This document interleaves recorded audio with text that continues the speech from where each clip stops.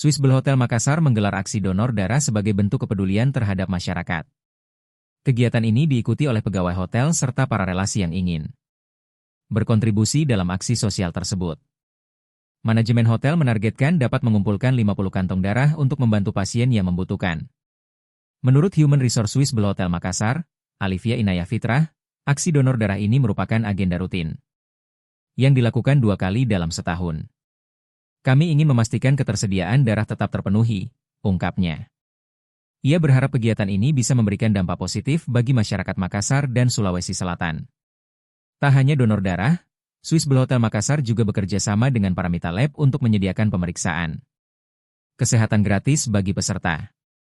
Para pendonor bisa melakukan cek gula darah dan tekanan darah secara cuma-cuma. Selain itu, mereka juga mendapatkan diskon 20% untuk medical check-up di klinik tersebut. Download Tribun X sekarang, menghadirkan lokal menjadi Indonesia.